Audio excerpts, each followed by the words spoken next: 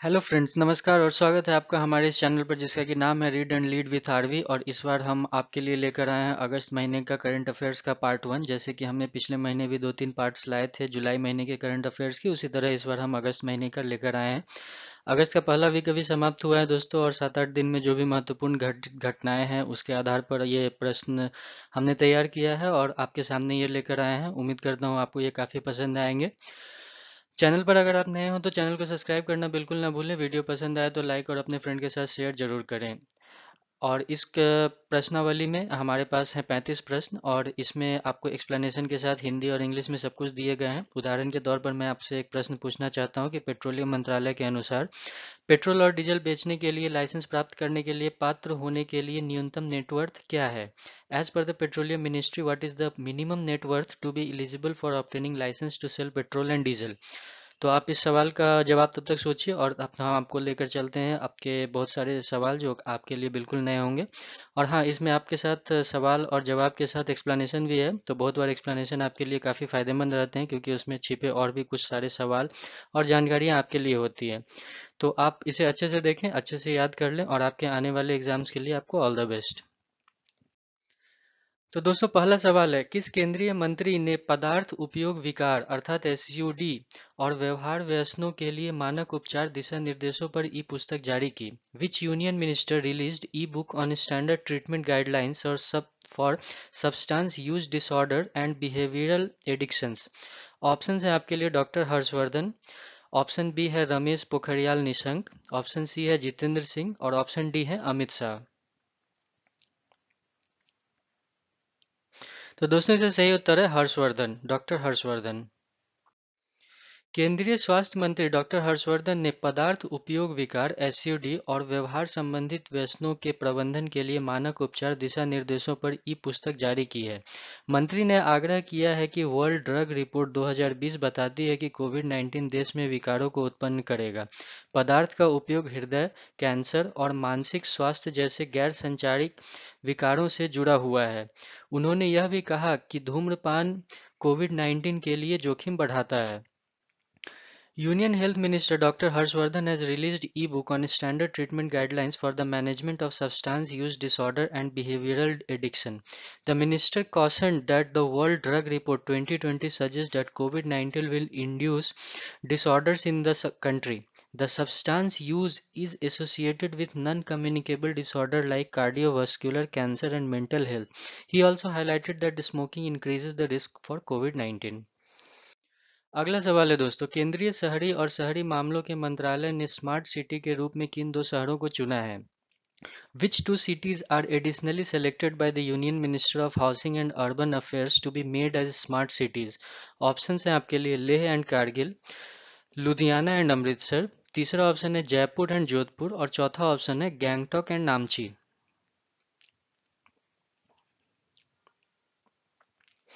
तो दोस्तों, इसका सही उत्तर है लेह और कारगिल, अर्थात ऑप्शन ए। केंद्रीय आवास और शहरी मामलों के मंत्रालय ने स्मार्ट सिटीज के निर्देशक राहुल कपूर के तहत 5 सदस्यीय केंद्रित टीम का गठन किया है। पैनल दोनों शहरों के लिए परियोजना रिपोर्ट तैयार करेगी ताकि लद्दाख में बुनियादी ढांचे और रोजगार के अवसर में सुधार हो सके। इन शहरों को विभिन्न राज्यों में 100 स्मार्ट शहरों के अलावा चुना गया है। मतलब पहले से 100 हैं और 2 और इनमें ऐड किया गया है। यह विचार शुरू में गृह मंत्रालय द्वारा प्रस्तावित किया गया था। The Union Ministry of Housing and Urban Affairs has formed a 5-member central team under Smart Cities Director Rahul Kapoor. The panel will formulate project reports for both the cities to improve infrastructure and employment opportunities in Ladakh. These cities has been selected in addition to the 100 smart cities in different states. This idea was initially proposed by the Home Affairs Minister. अगला सवाल है दोस्तों, NASA द्वारा प्रक्षेपित robot मंगल rover का नाम क्या है? What is the name of the robotic Mars rover launched by NASA? Option है आपके लिए इंडिएवर, सेकंड ऑप्शन है परसिवियरेंस, थर्ड ऑप्शन है अचीवर, और चौथा ऑप्शन है पैट्रियट। तो दोस्तों, इसका सही उत्तर है परसिवियरेंस। नासा ने संयुक्त रूप से launch alliance Atlas V rocket पर केप कैर्निवाल फ्लोरिडा से परसिवरेंस नाम के अपने मंगल रोवर को सफलतापूर्वक लॉन्च किया है। एक बड़ी कार के आकार वाला वाहन ही एक हेलीकॉप्टर के साथ होता है जिसे इंजेन्यूटी कहा जाता है, जो मंगल के वातावरण का अध्ययन करेगा। यह मंगल में ड्रिल करेगा और वैज्ञानिकों के द्वारा नमूने एकत्रित करेगा। रोवर को 18 फरवरी 2021 को जेजरी नामक गड्ढे के आधार पर उतारने की उम्मीद है। NASA has successfully launched its Mars rover named Perseverance from Cape Canaveral, Florida on a United Launch Alliance Atlas V rocket. The vehicle, with the size of a large car, is also accompanied by a helicopter called Ingenuity, which will study Mars' atmosphere. It will drill into Mars and collect geological specimens. The rover is expected to land at the base of a crater called Jezero on February 18, 2021। दोस्तों अगला सवाल, north east India में किस राज्य ने global environment facility द्वारा वित्त पोषित ग्रीनएजी परियोजना शुरू की है? Which state in Northeast India has launched the GreenAG project funded by Global Environment Facility, which is also known as GEF? Options हैं आपके लिए सिक्किम, मिजोरम, आसाम और मणिपुर। तो दोस्तों इसका सही उत्तर है मिजोरम। मिजोरम ने हाल ही में ग्लोबल इन्वायरमेंट फैसिलिटी द्वारा वित्त पोषित ग्रीनएजी परियोजना शुरू की है। यह परियोजना के लिए नामित होने वाला मिजोरम एकमात्र उत्तर पूर्वी राज्य है। मिजोरम के अलावा 4 राज्य मध्य प्रदेश, उड़ीसा, राजस्थान और उत्तराखंड योजना को लागू कर रहे हैं। परियोजना का उद्देश्य देश की खाद्य सुरक्षा और किसानों की आय से समझौते के लिए बनी कृषि के सतत परिवर्तन को बढ़ावा देना है। Mizoram has recently launched the GreenAG project funded by Global Environment Facility. It is only northeastern state of India to be named for the project. In addition to Mizoram, 4 states, namely Madhya Pradesh, Orissa, Rajasthan and Uttarakhand, are implementing the scheme. The project aims to promote sustainable transformation of agriculture without compromising the country's food security and farmers' income. तो दोस्तों उम्मीद करता हूँ कि आपको video पसंद आ रहा होगा, क्वेश्चंस भी आपको अच्छे और नए लग रहे होंगे और एक्सप्लेनेशन में आप बहुत कुछ नए सीख रहे होंगे। जैसे उदाहरण के तौर पर अगर हम इसी प्रश्न को देखें तो आपसे जो सवाल पूछा गया उसका तो जवाब मिजोरम है, बट आपसे सवाल इस तरह से भी पूछा जा सकता है कि और कौन से 4 राज्य हैं जहाँ पर ये परियोजना शुरू की जा रही है। तो उस समय ऐसा ना हो कि आप इस क्वेश्चन को देखकर दंग रह जाएं और उसका जवाब ना दें, तो इसलिए एक्सप्लेनेशन को भी अच्छे से देखें आप और नए नए क्वेश्चन को सीखते चलें और याद करते चलें। इसी बीच अगला सवाल है दोस्तों, credit rating agency ICRA limited के प्रबंध निर्देशक और समूह मुख्य कार्यकारी अधिकारी के रूप में किसे नियुक्त किया गया है? Who has been appointed as the managing director and group chief executive officer of the credit rating agency ICRA? Options हैं आपके लिए N शिवरमन, ऑप्शन बी है शंकर नारायण, ऑप्शन सी है मनोज फडनिस और ऑप्शन डी है दिलीप। तो दोस्तों जो इसका सही उत्तर है वो है N शिवरमन। भारत की अग्रणी credit rating agency ICRA limited ने N शिवरमन को प्रबंध निर्देशक और मुख्य कार्यकारी अधिकारी के रूप में नियुक्त किया है। नियुक्ति 10 अगस्त से प्रभावित 3 वर्षों के लिए की गई है।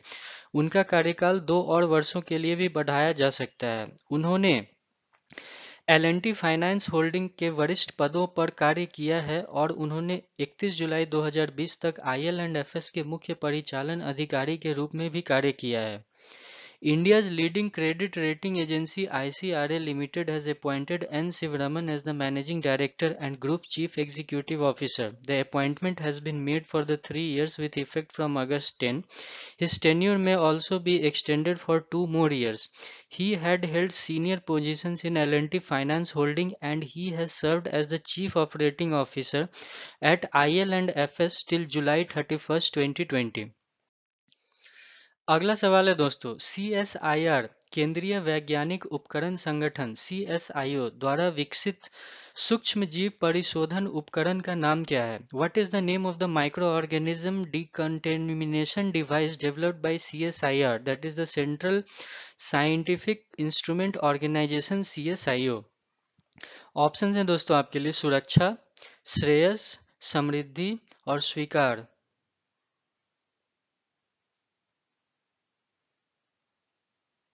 तो दोस्तों इसका सही उत्तर है सुरक्षा। Central scientific instrument organisation CSIO ने एमिन इंडिया नाम की एक हरियाणा स्थित निर्माता के साथ मिलकर एक माइक्रो ऑर्गेनिज्म शुद्धिकरण डिवाइस विकसित किया है। अमिट सुरक्षा के रूप में नामित डिवाइस 10 से 15 मिनट में एक वस्तु को स्वच्छ करने के लिए UVC प्रकाश और गर्मी का उपयोग करता है। इस उपकरण का उपयोग सार्वजनिक स्थानों जैसे कि नाई की दुकान, रेस्टोरेंट और अस्पताल इकाइयों में किया जा सकता है, जहां लोग अपने सामानों को नष्ट कर सकते हैं। Central Scientific Instruments Organization, along with the Haryana-based manufacturer named MES India, has developed a microorganism decontamination device named as Suraksha. The device uses UVC light and heat to sanitize an object in 10-15 minutes. This device can be used in public places like barber shop, restaurants, and hospital units where people can decontaminate their belongings. अगला सवाल है दोस्तों, सुभाष चंद्र बोस आपदा प्रबंधन पुरस्कार किस केंद्रीय मंत्रालय द्वारा प्रदान किया जाता है? सुभाष चंद्र बोस आपदा प्रबंधन पुरस्कार is awarded by which union minister? Option है आपके लिए मिनिस्ट्री ऑफ होम अफेयर्स अर्थात गृह मंत्रालय, मिनिस्ट्री ऑफ डिफेंस अर्थात रक्षा मंत्रालय, ministry of housing and urban affairs अर्थात आवास और शहरी मामलों के मंत्रालय, और चौथा ऑप्शन है ministry of corporate office of affairs अर्थात कॉर्पोरेट मामलों के मंत्रालय। तो दोस्तों इसका सही उत्तर है गृह मंत्रालय, मिनिस्ट्री ऑफ होम अफेयर्स। केंद्रीय गृह मंत्रालय ने सुभाष चंद्र बोस आपदा प्रबंधन पुरस्कार प्रदान किया। यह पुरस्कार व्यक्तियों के साथ साथ आपदा प्रबंधन के क्षेत्र में उनके योगदान के लिए संस्थानों को मान्यता देता है। भारत सरकार ने हाल ही में इस पुरस्कार के लिए नामांकन आमंत्रित किया है, जो 23 जनवरी को स्वतंत्रता सेनानी नेताजी सुभाष चंद्र बोस की जयंती पर प्रस्तुत किया जाता है। The Union Ministry of Home Affairs presents the Subhash Chandra Bose Aapda Prabandhan Puraskar Award. The award recognizes individuals as well as institutions for their contribution in the field of disaster management. The Government of India has recently invited the nomination for the award, which is presented on the birth anniversary of freedom fighter Netaji Subhash Chandra Bose on January 23. तो दोस्तों अगला सवाल है आपके लिए, smart grid प्रौद्योगिकी के प्रशिक्षण और अनुसंधान के लिए किस सार्वजनिक क्षेत्र की इकाई ने IIT कानपुर के साथ भागीदारी की है?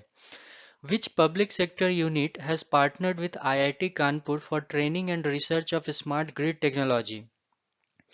ऑप्शन हैं दोस्तों आपके लिए NTPC लिमिटेड, दूसरा ऑप्शन है पावर फाइनेंस कॉरपोरेशन, तीसरा ऑप्शन है ONGC लिमिटेड और चौथा ऑप्शन है REC लिमिटेड।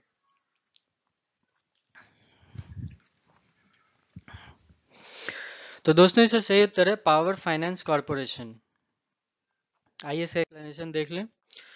भारत की अग्रणी NBFC और एक सार्वजनिक क्षेत्र की इकाई अर्थात की PSU विद्युत मंत्रालय के तहत पावर फाइनेंस कॉरपोरेशन ने स्मार्ट ग्रिड टेक्नोलॉजी में परीक्षण और अनुसंधान के लिए भारतीय प्रौद्योगिकी संस्थान कानपुर IIT के जिसे कहते हैं उसके साथ भागीदारी की है। समझौते के तहत PFC अर्थात पावर फाइनेंस कॉरपोरेशन अपने कॉरपोरेट सामाजिक उत्तरदायित्व अर्थात की CSR पहल के तहत संस्थान को 2 करोड़ रुपए से अधिक की वित्तीय सहायता प्रदान करेगी। इस क्षेत्र में अनुसंधान और उद्यमती विकास को बढ़ावा देने की उम्मीद है। India's leading NBFC and a public sector unit PSU under the Ministry of Power Finance Corporation PFC has partnered with Indian Institute of Technology Kanpur for training and research in smart grid technology under the agreement. PFC will provide financial assistance of over rupees 2 crore to the institution under its corporate social responsibility initiative. This is expected to promote research and entrepreneurship development in the field. दोस्तों उम्मीद करता हूँ video पसंद आ रहा होगा आपको, और आपसे अनुरोध होगा कि आप इस वीडियो को अंतिम तक देखें ताकि आप कोई भी क्वेश्चन आने वाले एग्जाम में मिस ना करें, और चैनल को बिल्कुल से सब्सक्राइब करना ना भूलें। इसी बीच अगला सवाल है दोस्तों आपके लिए। ट्रांस यूनियन सिबिल के सहयोग से किस वित्तीय संस्थान ने एमएसएमई सक्षम पोर्टल लॉन्च किया है? Which financial institution has launched the MSME Saksham portal in association with TransUnion CIBIL? Options हैं आपके लिए SIDBI SIDBI, option B RBI, option C NABARD, option D NHB। तो दोस्तों इसका सही उत्तर है SIDBI सिडबी। भारतीय लघु औद्योगिक विकास बैंक अर्थात सिडबी ने ट्रांस यूनियन सिबिल के साथ मिलकर एमएसएमई सक्षम नाम के एक ज्ञान पोर्टल लॉन्च किया है। व्यापार, वित्तीय शिक्षा और ज्ञान मंच सूक्ष्म, लघु और मध्यम उद्योगों को वित्तीय जागरूकता प्रदान करेगी और औपचारिक और सस्ती क्रेडिट सुविधाएं तक त्वरित पहुंचाने का प्रबंधन इसके तहत किया गया है।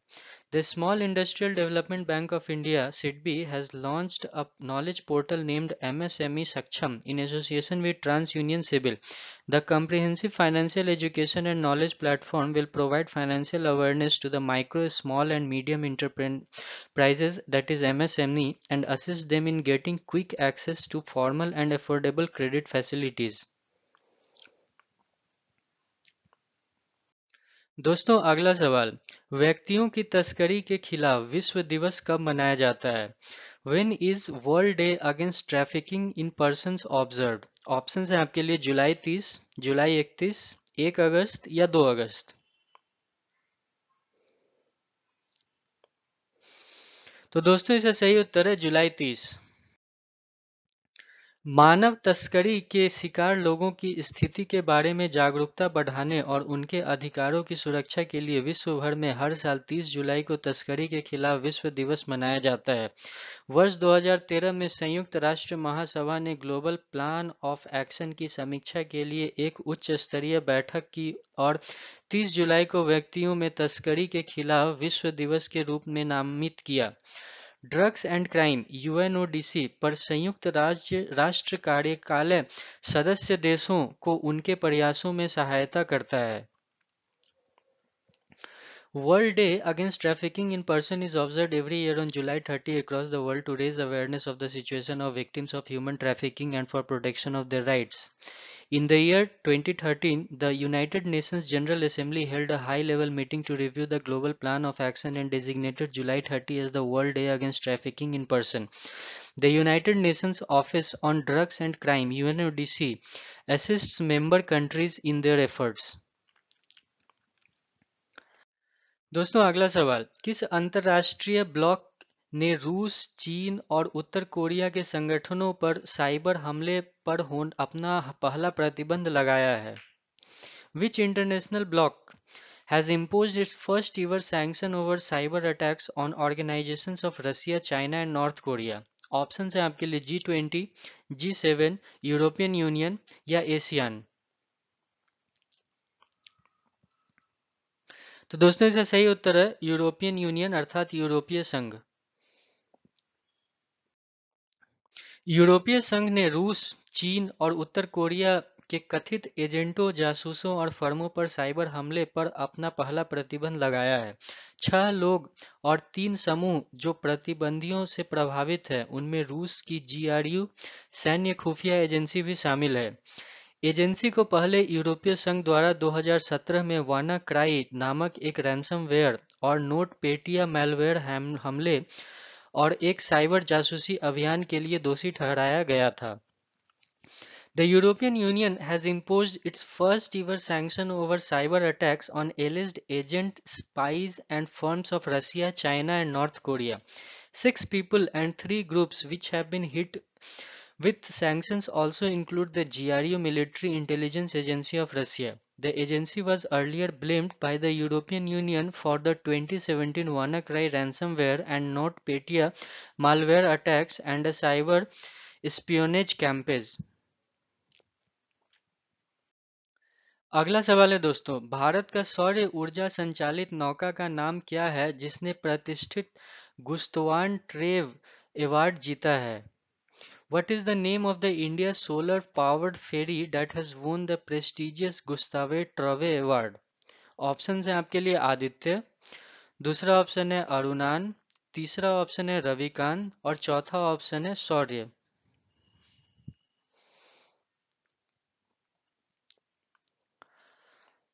तो दोस्तों इसका सही उत्तर है आदित्य। भारत के सौर ऊर्जा संचालित नौका आदित्य ने इलेक्ट्रिकल बोट्स और बोटिंग में उत्कृष्टता के लिए प्रतिष्ठित गुत्सवे ट्रवे अवार्ड जीता है। सशुल्क यात्रा सेवा के लिए तैयार किए गए फेरी की श्रेणी में इसे सर्वश्रेष्ठ इलेक्ट्रिकल बोट का नाम दिया गया है। आदित्य देश का पहला सौर ऊर्जा संचालित नौका था जब उसने 2017 में केरल में अपना परिचालन शुरू किया था। नेवएल्ट नाम द्वारा निर्मित नौका केरल राज्य जल परिवहन विभाग के अंतर्गत आता है। India's solar-powered ferry Aditya has won the prestigious Gustave Trave Award for excellence in electrical boats and boating. It has been named the best electrical boats in the category of ferries designated for paid passenger service. Aditya was the first solar-powered ferry of the country when it began its operation in 2017 in Kerala. The ferry built by Naval Boats belongs to the Kerala State Power Transport Department. अगला सवाल है दोस्तों, समर्थ किस ई commerce company का एक पहल है जिससे कारीगरों को डिजिटल बाजार में प्रवेश करने में मदद मिलेगी? Samarth is an initiative of which e commerce company to help artisans enter digital market place? Option है दोस्तों आपके लिए अमेजॉन, फ्लिपकार्ट, स्नैपडील या चौथा ऑप्शन है शॉपक्लूज।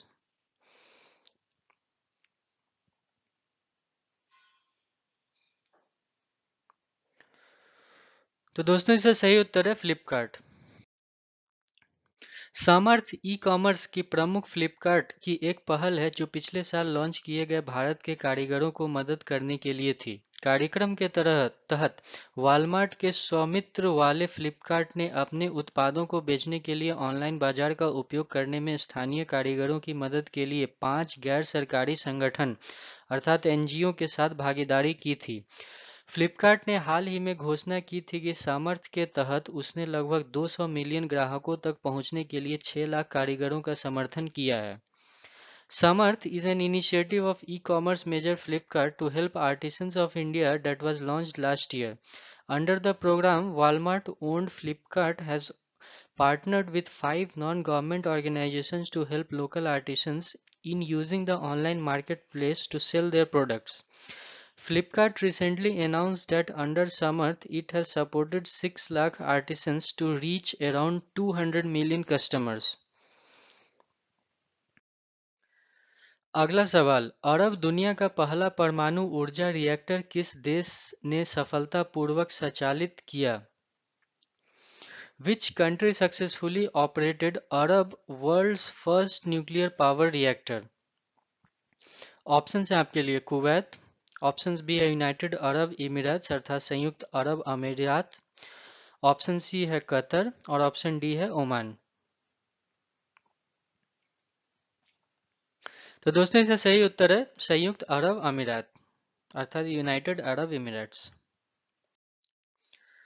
संयुक्त अरब अमीरात ने अरब दुनिया के पहले वाणिज्य परमाणु ऊर्जा संयंत्र के सफलतापूर्वक संचालन की शुरुआत की है। बराक रिएक्टर यूएई के तेल समृद्ध शहर अबू धाबी में स्थित है। आयोग के साथ यूएई उन 30 देशों के समूह में शामिल होता है जो परमाणु ऊर्जा उत्पन्न कर सकते हैं। यह कोरिया इलेक्ट्रिकल पावर कॉरपोरेशन के साथ एक संयुक्त उद्यम द्वारा बनाया और चलाया गया है। The United Arab Emirates has successfully commenced operation of the Arab world's first commercial nuclear power plant. The Barak reactor is located in the oil-rich city of UAE Abu Dhabi. With the commission, the UAE joins the group of 30 countries that can generate nuclear energy. It is built and run by a joint venture with Korea Electric Power Corporation.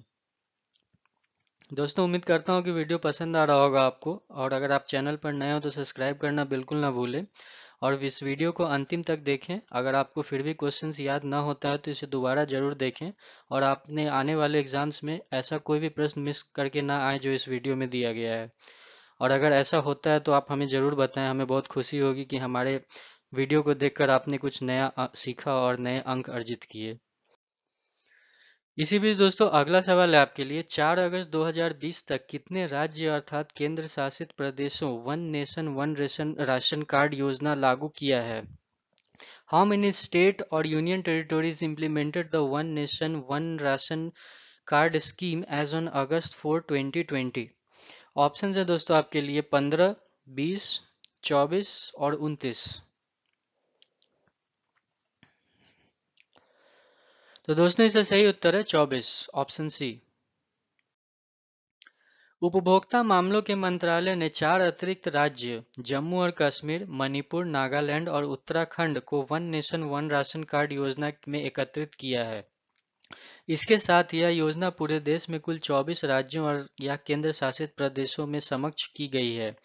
राष्ट्रीय खाद्य सुरक्षा अधिनियम के लगभग 80% लाभार्थियों को cover किया गया है। मंत्रालय का लक्ष्य है कि मार्च 2021 तक सभी राज्य और केंद्र शासित प्रदेशों को एकत्रित करना है।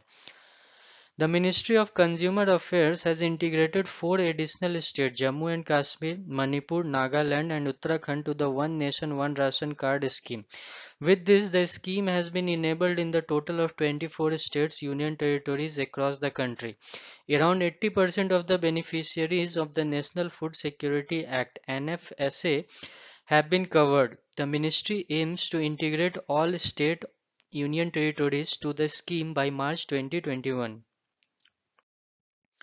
अगला सवाल है दोस्तों, किस प्रमुख प्रौद्योगिकी कंपनी ने भारत में मोर टुगेदर अभियान के दूसरे चरण का शुभारंभ किया? Which major technology company launch the second phase of more together campaign in India? Option है आपके लिए अमेजॉन, माइक्रोसॉफ्ट, फेसबुक या गूगल। तो दोस्तों इसका सही उत्तर है फेसबुक। फेसबुक ने हाल ही में भारत में अपने उपभोक्ता विपणन अभियान मोर टुगेदर का दूसरा चरण शुरू किया है।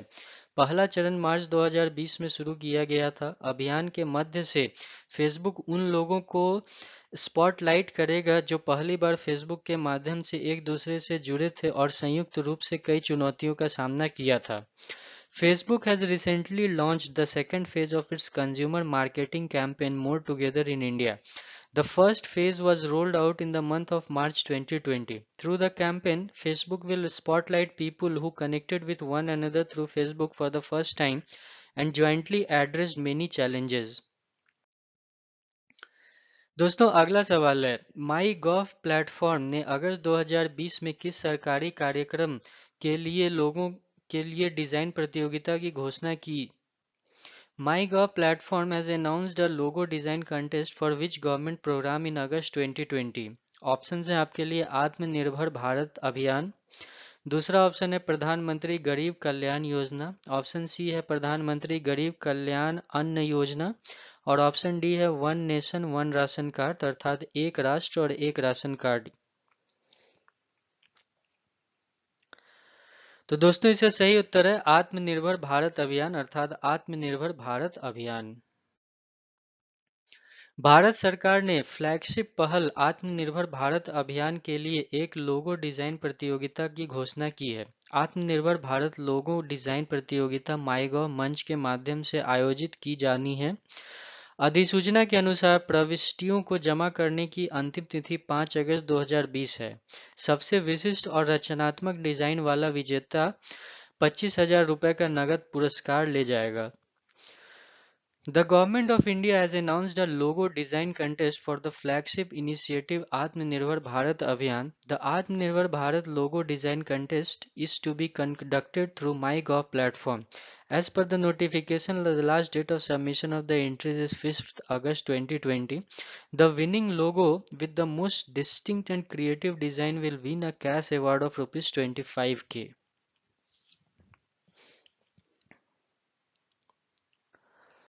दोस्तों अगला सवाल, स्कूली छात्रों के बीच वैज्ञानिक स्वभाव को बढ़ावा देने के लिए स्वास्थ्य मंत्री द्वारा शुरू किए गए कार्यक्रम का नाम क्या है? What is the name of the program launched by the health minister to promote scientific temper among the school students? Option है आपके लिए इंडिया स्टडी साइंस अर्थात भारत विज्ञान का अध्ययन करता है। ऑप्शन बी विद्यार्थी विज्ञान मंथन अर्थात विद्यार्थी विज्ञान मंथन ही इसे हिंदी में भी कहते हैं। ऑप्शन सी साइंस बोलता है अर्थात विज्ञान बोलता है। और ऑप्शन डी है विज्ञान ही विकास। तो दोस्तों इसका सही उत्तर है आपके सामने, वो है विद्यार्थी विज्ञान मंथन। केंद्रीय स्वास्थ्य और परिवार कल्याण मंत्री हर्षवर्धन ने विद्यार्थी विज्ञान मंथन 2020-21 नाम से एक राष्ट्रीय स्तर का कार्यक्रम शुरू किया है। इस पहल का उद्देश्य कक्षा 6 से 11 तक के स्कूली छात्रों के बीच वैज्ञानिक स्वभाव को बढ़ावा देना है। विज्ञान और प्रौद्योगिकी मंत्रालय और शिक्षा मंत्रालय ने एनसीईआरटी के तहत एक स्वायत्त संगठन विज्ञान प्रसार के सहयोग से यह विजयनी भारत द्वारा संयुक्त रूप से आयोजित किया जाता है। यह विज्ञान में रुचि रखने वाले उज्जवल छात्रों की पहचान करता है और उन्हें प्रशिक्षित करता है। Union health and family welfare minister Harshvardhan launched a national level program named Vidyarthi Vigyan Manthan 2021. This initiative aims to promote scientific temper among school students of class 6 to 11. It is jointly organized by Vijnan Bharati in collaboration with Vigyan Prasar, an autonomous organization under Science and Technology Ministry and NCERT of Education Ministry. It identifies and trains bright students with interest in science. दोस्तों अगला सवाल, सूक्ष्म लघु और मध्यम उद्योग मंत्रालय अर्थात कि एमएसएमई ने किस योजना के तहत अगरबत्ती कारीगरों के लिए एक कार्यक्रम शुरू किया है? Ministry of Micro, Small and Medium Enterprises has launched a program for अगरबत्ती artisans under which scheme? Option हैं दोस्तों आपके लिए प्रधानमंत्री मुद्रा योजना, ऑप्शन बी है ग्रामोदय विकास योजना, ऑप्शन सी है स्टार्टअप इंडिया स्कीम या ऑप्शन डी प्रधानमंत्री गरीब कल्याण योजना।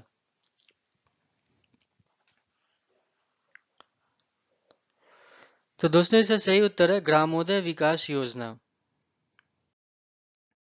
सूक्ष्म लघु और मध्यम उद्यम मंत्रालय ने हाल ही में अगरबत्ती बनाने वाले कारीगरों के लिए एक कार्यक्रम को मंजूरी दी है। कार्यक्रम का उद्देश्य ग्रामोदय विकास योजना के तहत ग्राम उद्योग का विकास करना है। कार्यक्रम के तहत 4 पायलट परियोजनाएं शुरू की जाएगी जिससे देश के उत्तरी पूर्व हिस्से में एक शामिल है। कारीगरों के प्रत्येक क्लस्टर को स्वचालित अगरबत्ती बनाने का मशीन प्रदान किया जाएगा। Ministry of Micro, Small and Medium Enterprises (MSME) has recently approved a program for artisans who make agarbatti. This program aims to develop village industry under Gramodaya Vikas Yojana. Under the program, 4 pilot projects will be started that includes one in the northeastern part of the country. Each cluster of artisans will be provided with automatic agarbatti making machine.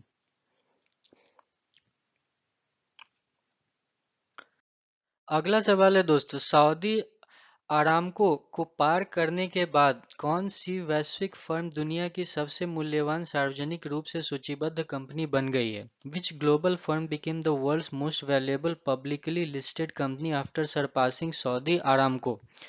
Option है दोस्तों आपके लिए Apple, Amazon, Reliance और Google. तो दोस्तों इसका सही उत्तर है एप्पल। दुनिया की सबसे मूल्यवान सार्वजनिक रूप से सूचीबद्ध कंपनी बनाने के लिए एप्पल ने बहुराष्ट्रीय पेट्रोलियम कंपनी सऊदी अरामको को पीछे छोड़ दिया है। प्रौद्योगिकी कंपनी का बाजार पंजीकरण कंपनी के विनियामकी दाखिल के अनुसार 1.82 ट्रिलियन तक बढ़ गया है, जबकि अरामको का बाजार पूंजीकरण 1.760 ट्रिलियन अमेरिकी डॉलर था। Apple surpassed the multinational petroleum company Saudi Aramco to become the world's most valuable publicly listed company. The market capitalization of the technology company surged to USD 1.82 trillion as per the regulatory filing of the company, whereas the market capitalization of Aramco stood at USD 1.760 trillion. तो दोस्तों अगला सवाल है, विश्व स्तनपान सप्ताह 2020 का विश्व विषय क्या है? What is the theme of the world breast feeding week 2020? Options हैं आपके लिए, support breast feeding for a healthier planet, एक स्वस्थ ग्रह के लिए स्तनपान का समर्थन करें। ऑप्शन बी है इनोसेंटी डिक्लेरेशन एनिवर्सरी, अर्थात कि मासूमिनन घोषणा। ऑप्शन सी है एक्सक्लूसिव ब्रेस्ट फीडिंग, अर्थात विशेष स्तनपान, या ऑप्शन डी है सपोर्ट लैक्टेटिंग मदर्स, अर्थात स्तनपान कराने वाली माताओं को समर्थन करना।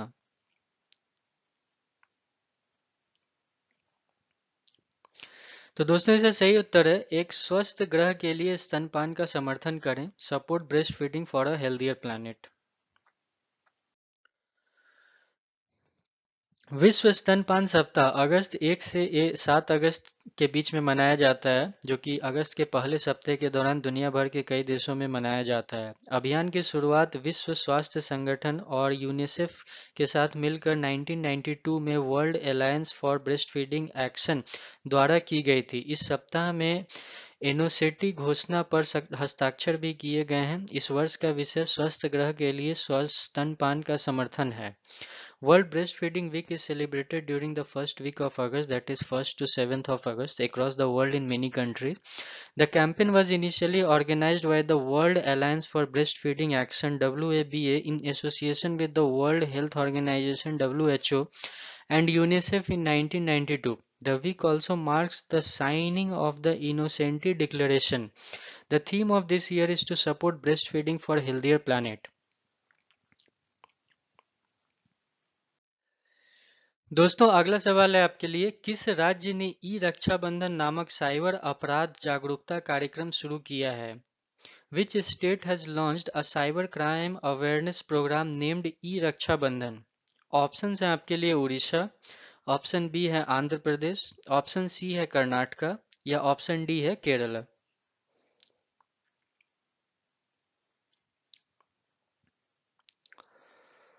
तो दोस्तों इसका सही उत्तर है आंध्र प्रदेश। आंध्र प्रदेश के मुख्यमंत्री वाईएस जगन मोहन रेड्डी ने साइबर अपराध जागरूकता कार्यक्रम ई रक्षाबंधन की शुरुआत की है। यह आपराधिक जांच विभाग सीआईडी और राज्य पुलिस का अपनी तरह का पहला आभासी कार्यक्रम है।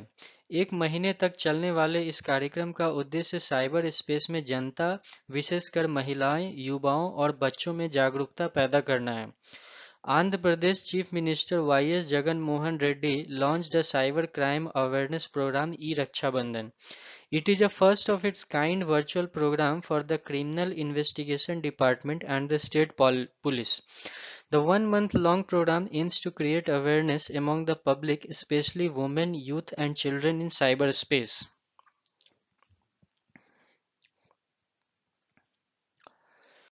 दोस्तों अगला सवाल है आपके सामने, अगस्त 2020 में अधिसूचना के बाद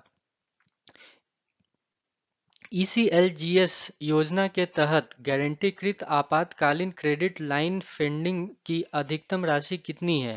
what is the maximum amount of guaranteed emergency credit line funding under the ECLGS scheme after the notification in August 2020?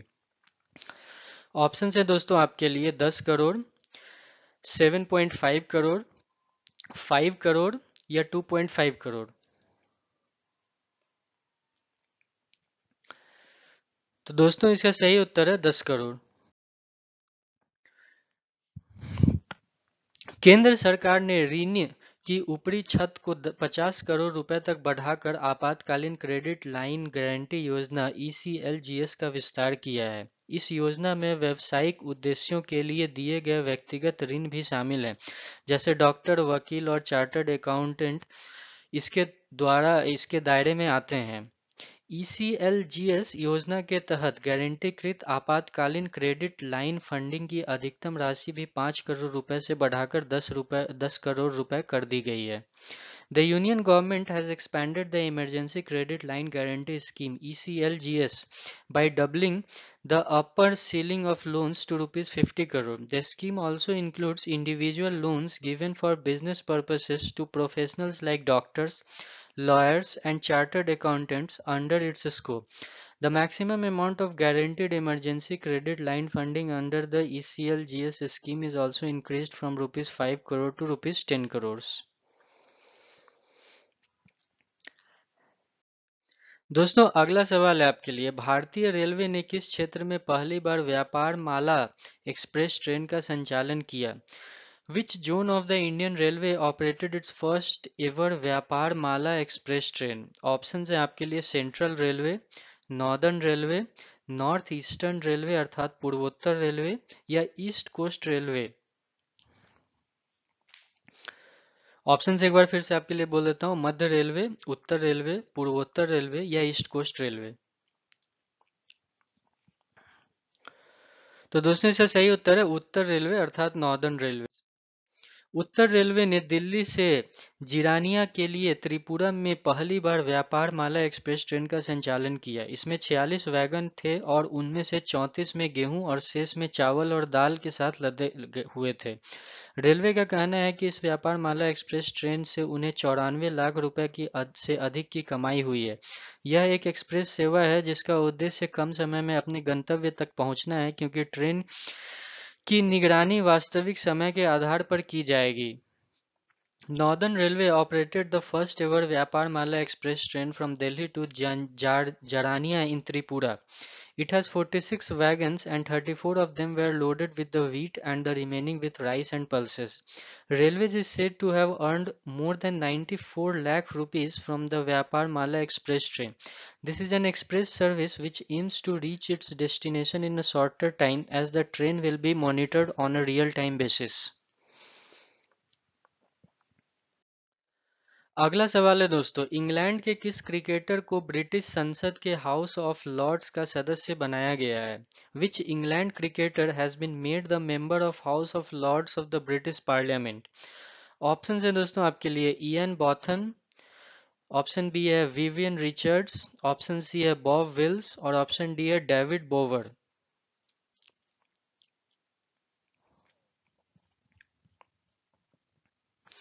तो दोस्तों इसका सही उत्तर है इयन बॉथम।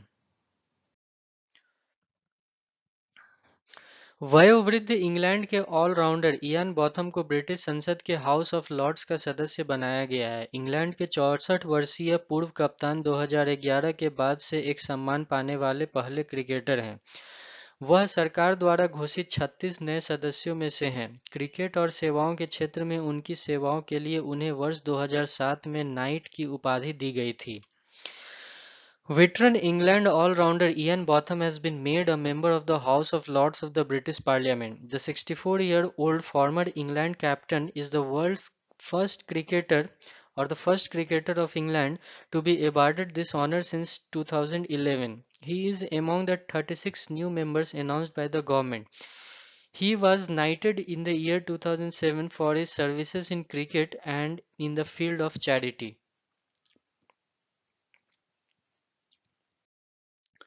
अगला सवाल है दोस्तों, इंदिरा रसोई योजना किस भारतीय राज्य की कल्याणकारी योजना है? इंदिरा रसोई योजना is a welfare scheme of which of the Indian following Indian state?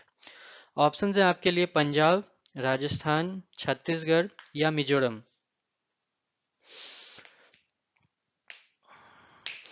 दोस्तों इसका सही उत्तर है राजस्थान। राजस्थान राज्य सरकार 20 अगस्त से राज्य के शहरी क्षेत्रों में इंदिरा रसोई योजना शुरू करने के लिए तैयार है। यह योजना के तहत गरीब और जरूरतमंद लोगों को 8 रुपए में पौष्टिक भोजन मिलेगा। 218 शहरी निकाय में 358 रसोई घर क्रियाशील बनाई जाएगी। राज्य सरकार को इस योजना से पर प्रति वर्ष 100 करोड़ रुपए खर्च करने होंगे। The Rajasthan state government is set to launch the Indira Rasoi Yojana in urban areas of the state from August 20. Under the scheme, the poor and the needy people will get nutrition food for rupees 8. As many as 358 kitchens in 213 urban bodies will be made functional.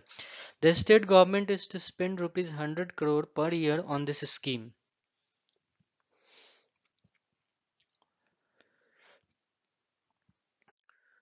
दोस्तों अगला सवाल है IIM Sirmaur जो हाल ही में खबरों में देखा गया था वह किस राज्य में स्थित है IIM Sirmaur which was seen in news recently is located in which state options हैं आपके लिए उत्तर प्रदेश बी हिमाचल प्रदेश सी बिहार या D Uttarakhand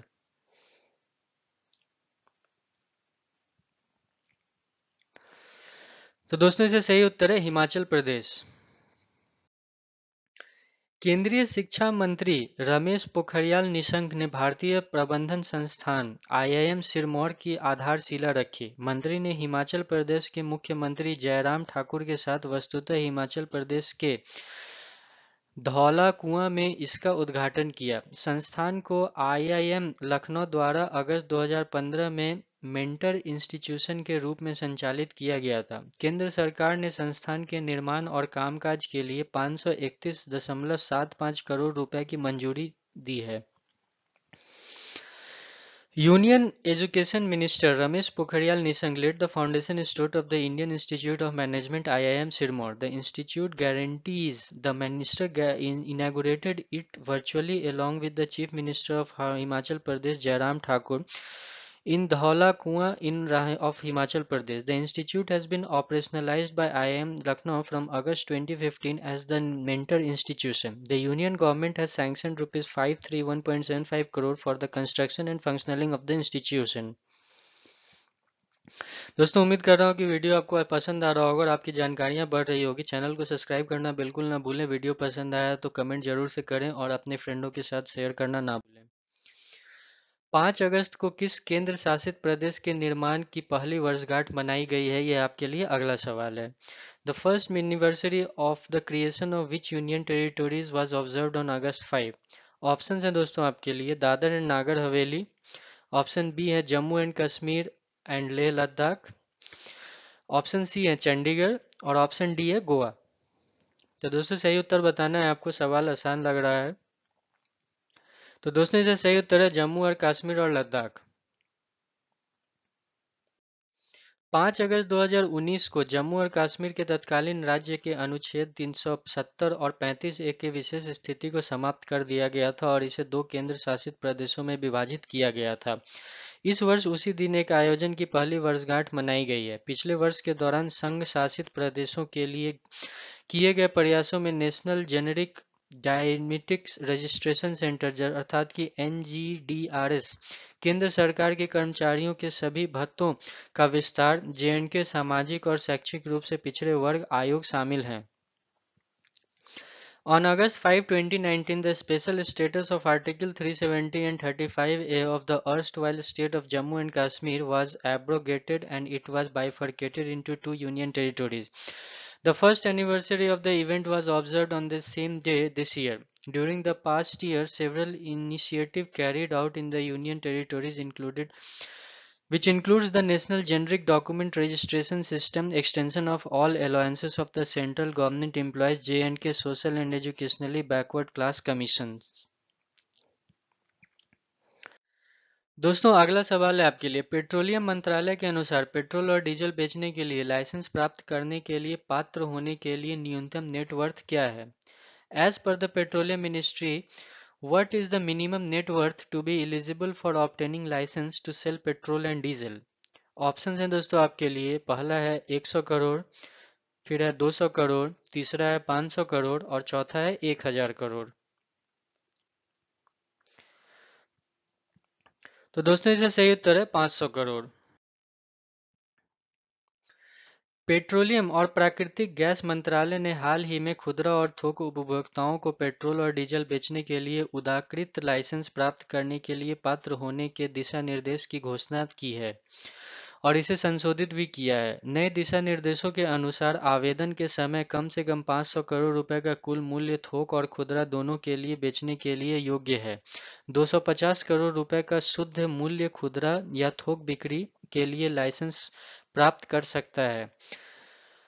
The Ministry of Petroleum and Natural Gas has recently revised the guidelines to be eligible for obtaining the liberalized license to sell petrol and diesel to retail and bulk consumers. As per the new guidelines, a net worth of at least rupees 500 crore at the time of application is eligible for selling both bulk and retail. The net worth of rupees 250 crore can get a license for either retail or bulk selling. The simplified guidelines aim to increase private sector participation in the marketing of diesel and petrol.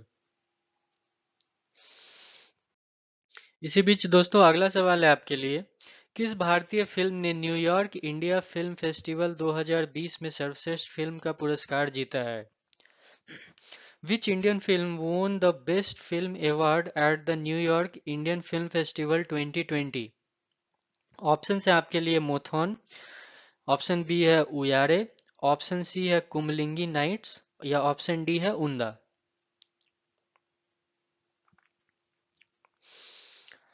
तो दोस्तों इसका सही उत्तर है मुथोन अर्थात मोथोन। Malayalam film मोथोन ने New York India film festival 2020 में सर्वश्रेष्ठ फिल्म का पुरस्कार जीता है। सर्वश्रेष्ठ फिल्म पुरस्कार के अलावा मलयालम स्टार निवाइन पायल ने सर्वश्रेष्ठ अभिनेता का पुरस्कार जीता है और संजय दीपू ने सर्वश्रेष्ठ बाल कलाकार की श्रेणी में अवार्ड जीता है। मलयालम हिंदी द्विभाषी फिल्म मीतू मोहनदास द्वारा निर्देशित की गई थी और वर्ष 2019 में रिलीज हुई थी। Malayalam film Muthun has won the Best Film Award at the New York Indian Film Festival 2020. In addition to the Best Film Award, Malayalam star Nivin Payalu won the Best Actor Award and Sanjanu Deepu won in the Best Child Artist category. The Malayalam Hindi bilingual movie was directed by Geetu Mohandas and was released in the year 2019. दोस्तों मैं आपको explanation पढ़ने इसलिए बोलता हूँ ताकि आपके लिए और छिपे हुए उसके राज और बहुत सारे उसमें और छिपे हुए सवाल आप जान सकेंगे।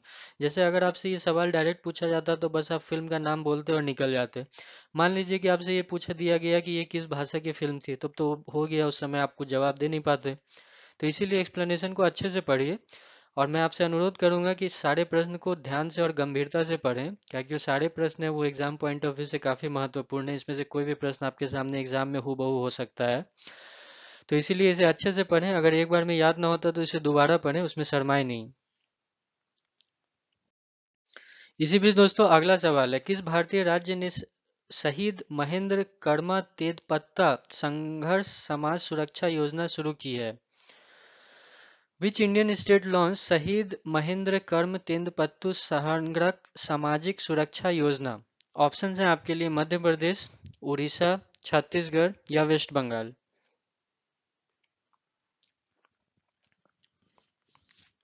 दोस्तों जो सही उत्तर है इसका वो है छत्तीसगढ़। छत्तीसगढ़ की राज्य सरकार ने तेंदुपत्ता संग्राहकों के लिए सामाजिक सुरक्षा योजना शुरू की है।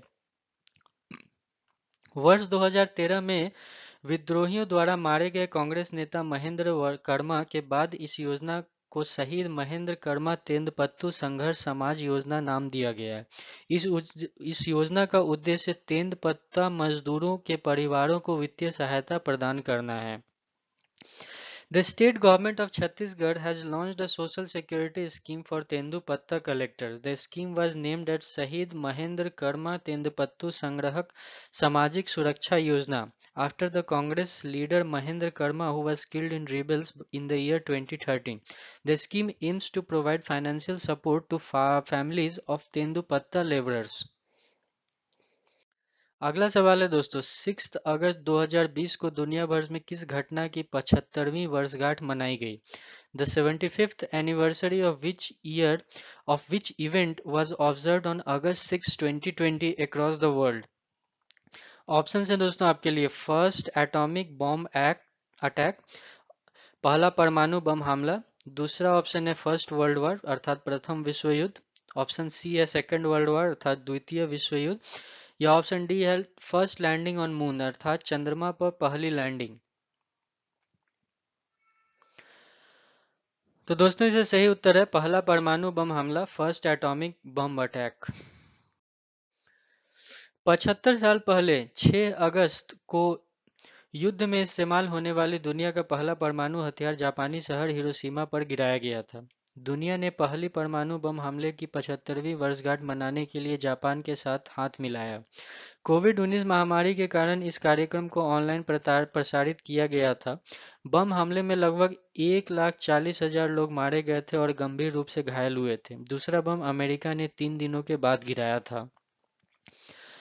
On 6th August 75 years ago, the world's first nuclear weapon used in the wartime was dropped over the Japanese city of Hiroshima.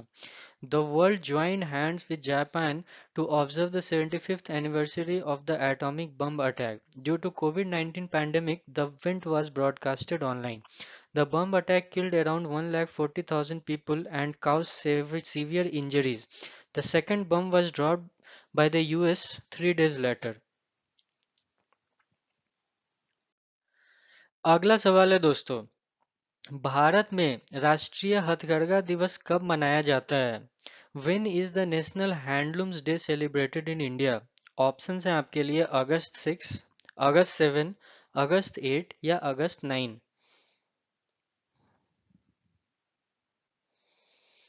दोस्तों इसका सही उत्तर है 7 अगस्त। स्वदेशी आंदोलन को याद में पूरे भारत में 7 अगस्त को राष्ट्रीय हथकरघा दिवस मनाया जाता है। इस आंदोलन को उसी दिन वर्ष 1905 में शुरू किया गया था। राष्ट्रीय हथकरघा दिवस का उद्देश्य आम जनता के बीच भारतीय हथकरघा उद्योग के बारे में जागरूकता पैदा करना भी है। इस अवसर को चिन्हित करने के लिए कपड़ा मंत्रालय द्वारा एक आभासीय कार्यक्रम का आयोजन किया गया था। National Handloom Day is being celebrated on August 7 across in India to commemorate the Swadeshi movement. The movement was launched on the same day in the year 1905. National Handloom Day also aims to create awareness among the Indian handloom industry among the general public. A virtual event was organized by the Ministry of Textile to mark this occasion.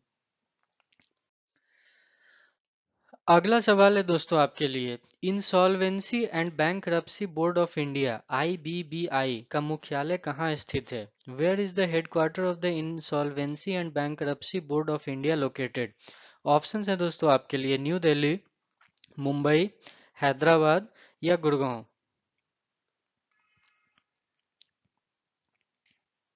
तो दोस्तों इसका सही उत्तर है new Delhi. The insolvency and bankruptcy board of India insolvency and bankruptcy code को लागू करने वाली शीर्ष संस्थान है। इसका मुख्यालय न्यू दिल्ली में स्थित है। आरबीआई ने हाल ही में परिसीमांकन प्रक्रिया से संबंधित नियमों में संशोधन किया और परिसमापक को देय शुल्क पर स्पष्टीकरण प्रदान किया है। वर्तमान में लेनदारों की समिति परिसमापक के लिए दिए गए शुल्क को ठीक करती है। परिसमापक उसके द्वारा वसूली या वित्तीय की गई राशि के अनुरूप शुल्क का हकदार है। The Insolvency and Bankruptcy Board of India (IBBI) is the apex institution to implement the Insolvency and Bankruptcy Code, which provides a time-bound realization of stressed asset. It is headquartered at New Delhi. IBBI has recently amended regulations related to liquidation process and provided clarification on fee payable to liquidifiers. At present, the Committee of Creditors fixes the fee payable to the liquidator. The liquidator is entitled to the fee corresponding to the amount realized or distributed by him. अगला सवाल है दोस्तों, संघ लोक सेवा आयोग UPSC के नए अध्यक्ष कौन हैं? Who is the new chairman of the Union Public Service Commission (UPSC)? Option हैं आपके लिए भीमसेन बख्शी, ऑप्शन बी है प्रदीप कुमार जोशी, ऑप्शन सी है सुजाता मेहता या ऑप्शन डी है मनोज सोनी। एक पल के लिए आप जवाब सोच लीजिए, फिर मैं आपको उत्तर बताता हूं। तो दोस्तों इसका सही उत्तर है प्रदीप कुमार जोशी। वयोवृद्ध प्रोफेसर प्रदीप कुमार जोशी को संघ लेख सेवा आयोग अर्थात कि यूपीएससी का अध्यक्ष नियुक्त किया गया है। पीके जोशी जो वर्तमान में यूपीएससी के सदस्य हैं, उन्होंने पहले छत्तीसगढ़ और मध्य प्रदेश लोक सेवा आयोग में अध्यक्ष के रूप में कार्य किया था। उन्हें अरविंद सक्सेना का स्थान हासिल करना है, जिनकी यूपीएससी अध्यक्ष के रूप में कार्यकाल समाप्त हो चुकी है। Veteran Professor Pradeep Kumar Joshi has been appointed as the chairman of the Union Public Service Commission (UPSC). PK Joshi, who is currently a member of UPSC, had earlier served as the chairperson of both Chhattisgarh and Madhya Pradesh Public Service Commission. He is to succeed Arvind Saxena, whose term as the UPSC chairman has ended. तो दोस्तों, इस सवाल को घुमाकर भी पूछा जा सकता है कि प्रदीप कुमार जोशी के पहले यूपीएससी के अध्यक्ष कौन थे। तो दोस्तों, एक्सप्लेनेशन को अच्छे से पढ़ें और सारे प्रश्नों को अच्छे से पढ़ें। उम्मीद करता हूँ कि ये वीडियो आपको काफ़ी पसंद आया होगा। अगर वीडियो पसंद आया हो तो इसको लाइक और अपने फ्रेंडों के साथ शेयर करना बिल्कुल ना भूलें। कमेंट सेक्शन में हमें ज़रूर बताएं कि आपको ये वीडियो कैसा लगा।